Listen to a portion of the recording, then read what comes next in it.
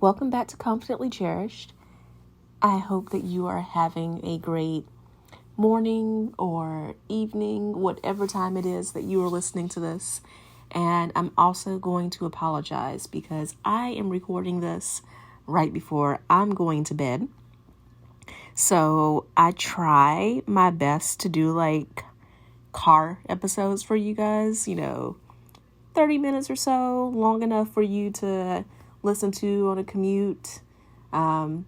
Being someone who's in Atlanta, I know how that is. Everything's half an hour apart from each other. But again, I'm about to go to bed. So this is going to be a short episode. Today we're talking about what happens when love is not enough. Or really more accurately, why love is not enough. And this episode is inspired by actually thinking over past relationships I've had, some of them romantic, some of them with family members, some with friends, in which loving the person, truly caring about the person was not enough to make the situation continue. In fact, I am currently in that situation with a friend of mine who I love her dearly. I do. She and I have been friends for several years, and we've shared so many amazing memories together. At the same time, I've realized that over these years, as we've grown, but honestly, as I've grown, as I've been on my self-development journey, that I have put so much effort into trying to maintain this relationship. And I don't think she's a bad person. I truly 100% believe that she loves me, but I don't think she has the ability to love me, the capacity to care about me in a way that can allow this relationship to continue. And I realized that, again, this is not the first time that this has happened, that I have been in other relationships, romantic and otherwise, in which this was the case. So I'm going to give you, I'm talking off the top of my head, so I think it is 5 reasons why love is not enough. I did not write these down. So,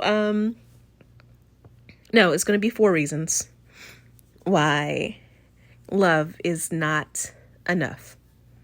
So, number 1, I just alluded to it. A person can love you. They can truly love you, but they don't have the ability, they don't have the willingness, they don't have the tools to love you in the way that you need to be loved. Some people grew up in really traumatized backgrounds, and they've never healed from that. I find that this is the hardest thing for my clients to accept, because obviously if they are clients of mine, then they are seeing a coach, right? So they're putting in this work to develop themselves, to grow, to go on a healing journey. And they're learning all these new tools and new ways to deal with people. And there are people in their lives who don't have those same tools and also will never get those same tools because those people aren't willing to see a coach or to see a therapist or to even read self-help books and look at YouTube videos. They're not willing to put time, money, effort into learning how to be a better whatever in a relationship. They're not willing to learn how to be a better mother, daughter, boyfriend, husband. They're not willing to put in that effort. So they can love you, but because they are unable or unwilling to heal from their past, or even if they didn't have the most traumatic past, but maybe they grew up in a family that didn't really communicate well, didn't show a lot of emotional intelligence, and they just normalize that. So they're not willing to learn how to become that person who communicates well, who is able to control their emotions well. It doesn't matter how much they love you if they can't properly show it. There's also a matter of, again, willingness. And what I mean by that is, I can think of the 5 love languages, right? Their love language, for example, may be gifts, and yours may be words of affirmation. So because theirs is gifts, they always see giving someone gifts as how they show love, and they're not willing to change that. So you keep receiving these gifts and you're like, yeah, these are nice. These are great. I'm grateful. I'm appreciative. But if you really love me, then I would prefer, because my love language is words of affirmation, I'd prefer compliments. I prefer some encouragement. And they just refuse. And they think that you should be grateful because they are showing you love in the way that they want to receive love. So that's number 1. They can love you, but they could lack either the tools or the willingness to love you the way that you need to be loved. Number 2, they can love you, but not show up for you. Oftentimes this happens with people who are used to being abandoned, used to being rejected. So they may have developed what's called an avoidant attachment style. And, there was a time before my healing journey that this was me. So I have a special place in my heart for people who are like this, because I understand what it's like to be fearful of letting anyone get really close to you. And because of this person may love you. They may really, truly care, but their love for you does not overcome this fear of being rejected, this fear of being abandoned. So because of that, they find ways to remain distant. They find ways to sabotage the relationship by not always being there when you need them. And again, I have a special place in my heart for people like this, because people tend to talk about anxious attachment styles more often. The people who are more clingy, the people who constantly want to spend time with their partners, and oftentimes they treat avoidant people like the devil. So because of that, I feel for people who are avoidant, people who don't show up because they're afraid of what happens if they get too attached. But if you are dealing with someone like this is their problem to deal with. You can't excuse that type of behavior forever. They have to learn how to let people in. And that learning is a long journey. It takes time. And I don't think you should stick around and wait for it. Let them go on their own and learn how to do that. Number 3, someone can love you and still not be very good to you. I talk so much about generational patterns.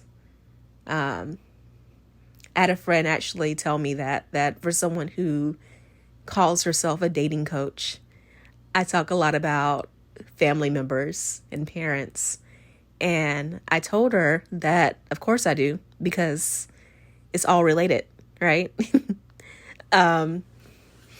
the way we grew up heavily influences the way that we love as adults. This is why coaches and counselors and therapists are so important. We don't perform magic, but oftentimes the biggest thing that we do is help the people that we work with point out the patterns, show them where these habits developed, where these feelings developed, where these ways of coping and surviving instead of thriving developed, so that once you see the patterns, it's so much easier to start healing them. And again, if you're dealing with someone who grew up in a situation where they witnessed a lot of abuse, if you grew up in a situation where, or you're dealing with someone who grew up in a situation in which people didn't show their emotions, people didn't give compliments, people weren't very affectionate, didn't hug or anything like that, that can carry on into adulthood, especially because for them it's been normalized. You know, I remember, excuse me while I take a sip of water. I remember dating someone years ago, and he made a comment to me that was along the lines of, yes, his dad occasionally beat his mother when she got out of hand or when she acted crazy, but that overall he was a good dad, that he always kept a roof over their heads and always provided. And he thought this behavior was normal, which is why I got out of the relationship, because of course I didn't want to be treated like that.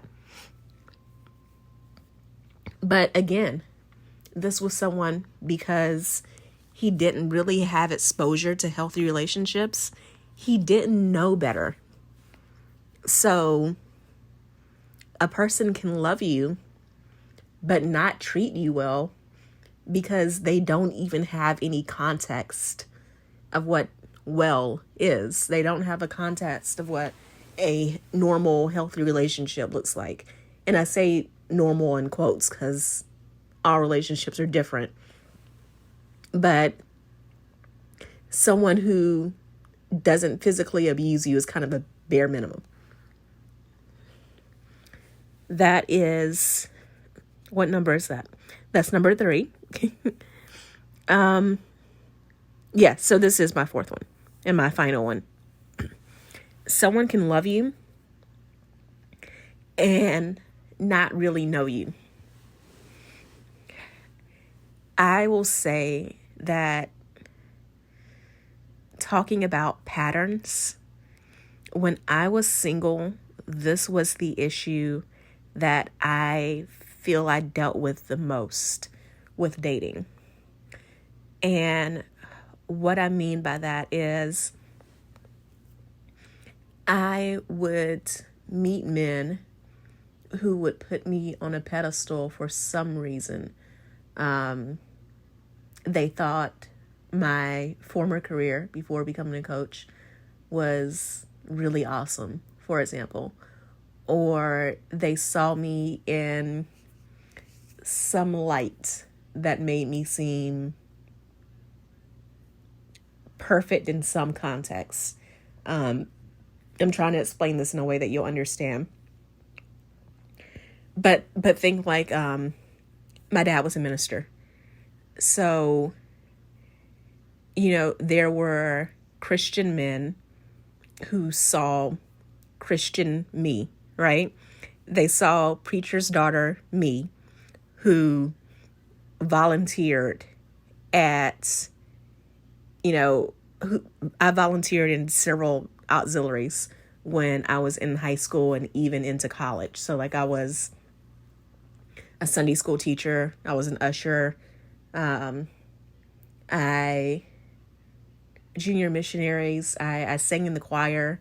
We had a an interpretive dance group. I feel like you name it, whatever it is in church, I've done it, right? So they would see that my dad was a minister. They would see that I was serving in all these ways. They would see, after I graduated high school and I went into college, they would see that I was doing all these things while still going to school and, pursuing a what they considered to be a cool career and all that. And they would think, oh, like, she's the perfect church girl. Some of them were going into ministerial careers themselves. They wanted to become preachers. They like, oh, she'd be the perfect first lady, pastor's wife, in a church. And I would date them, and then things would come up like, God forbid, we would be in a conversation. I would say, oh, this person was a jackass to me, right? And it was, oh my goodness, you said a cuss word. Or I remember actually dating this one guy, and so you have to know my feelings about alcohol are that I don't drink very often. And it's less about my upbringing and more about the fact that alcoholism runs in my family, and I've seen what it can do to people's lives. And if you don't know, there's a genetic component to alcoholism. So it is a hard question for me when someone says, do you drink? Because technically, yes, I drink. In practice, when I say that I drink, that means that I may have a glass of wine 2 or 3 times a year, if that. So I tell you this because I remember I was dating a guy, and it was my birthday. So a friend of mine was like, well, for your birthday, let's go out to dinner. It will be me and you, both our boyfriends. And I was like, that's great. Sounds like a good time.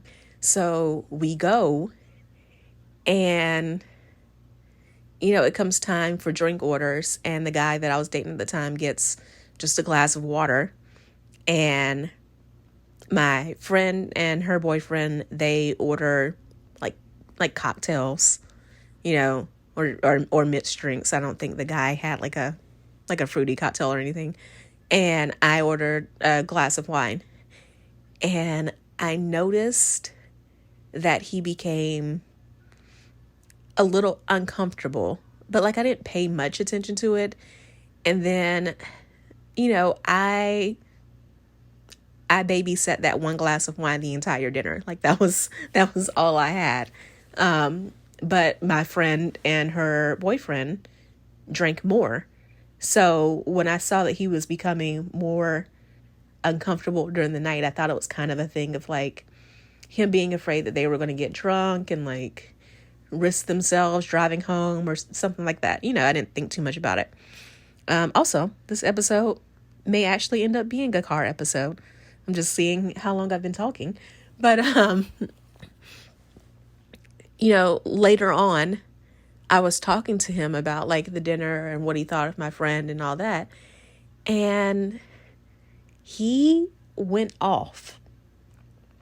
He said that he did not know that he was dating an alcoholic. And you can imagine how, given this past that I just told you about, how I would have felt after hearing that. The reason why I tell you the story is because, again, someone can love you, but they love a version of you. They love what they thought you were when you first met them. Maybe the person that you were before you went on a healing journey or a self-development journey.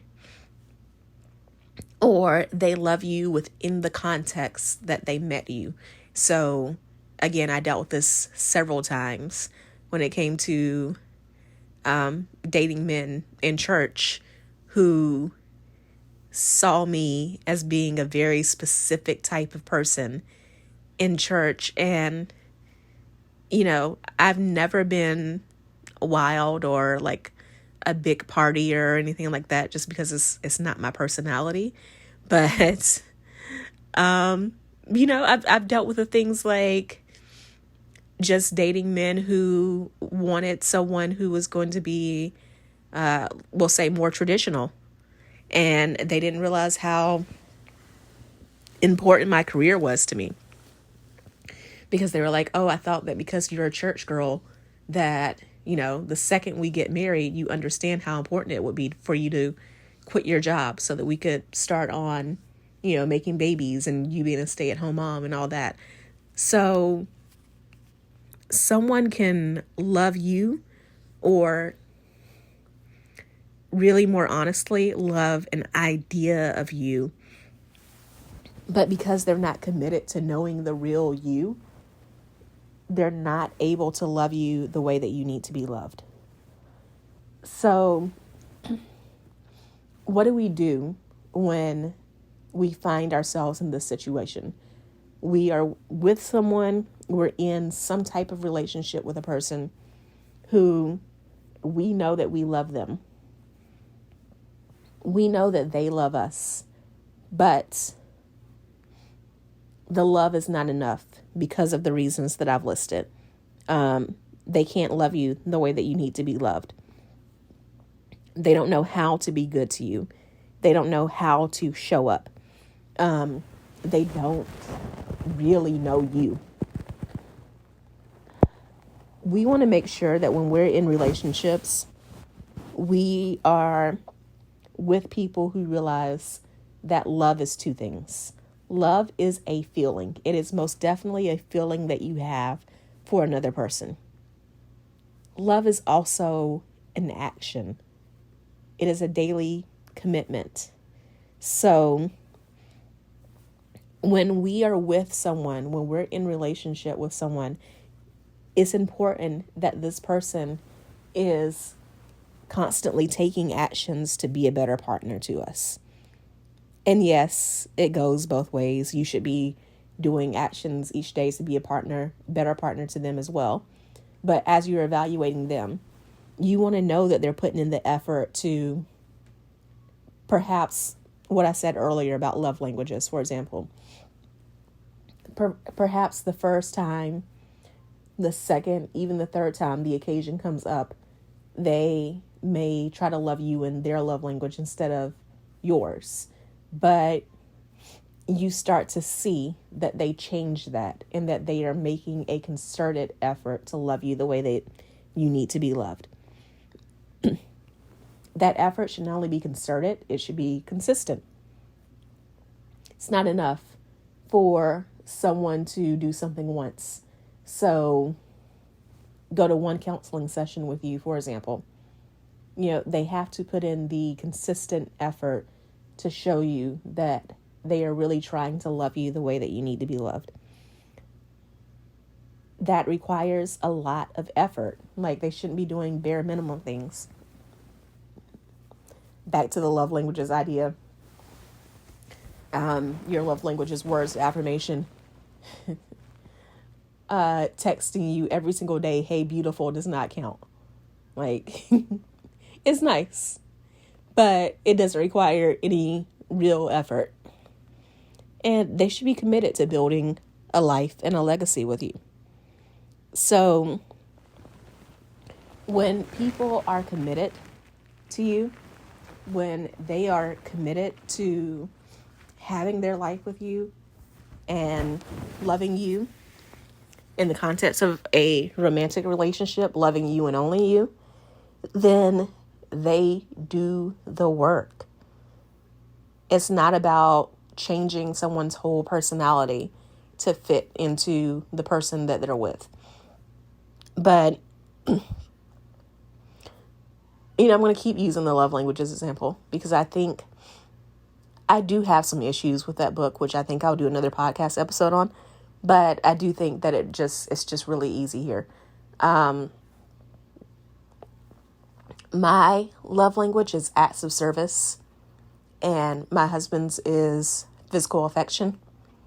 So me giving him more hugs, giving him, a back rub after a hard day, cuddling up to him when we're watching a movie, that does not change my personality, right?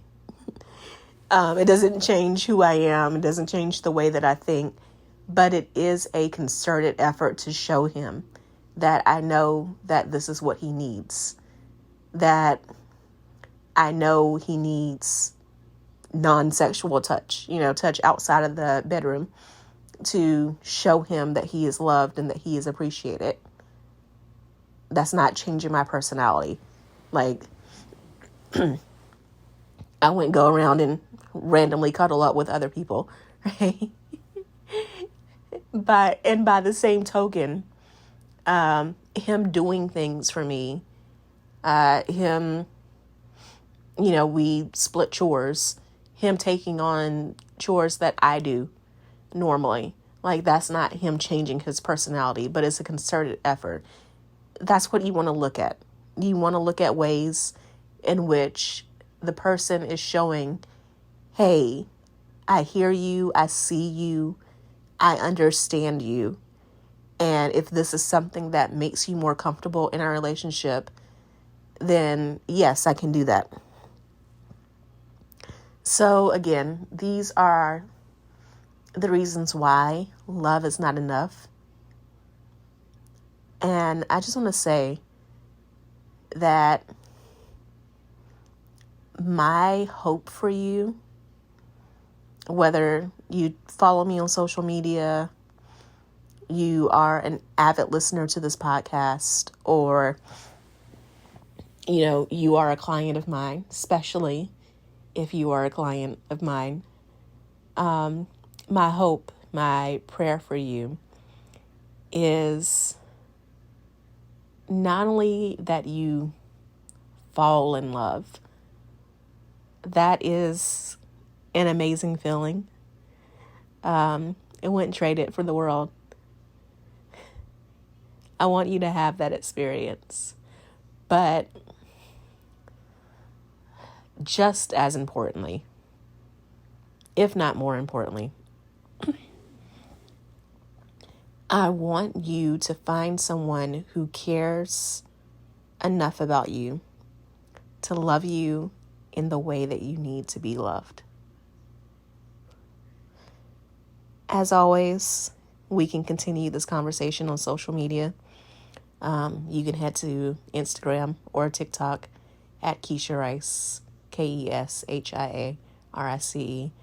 Let me know what you think of this episode. Screenshot it. Post it to your stories. Let me know what you think.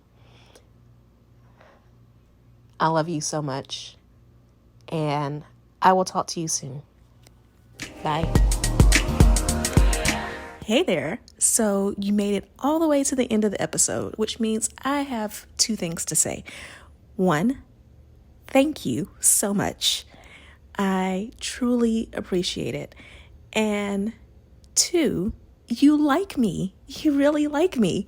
So I would appreciate it if you would show that like by subscribing to this podcast so that more people can hear about it and enjoy it as much as you do.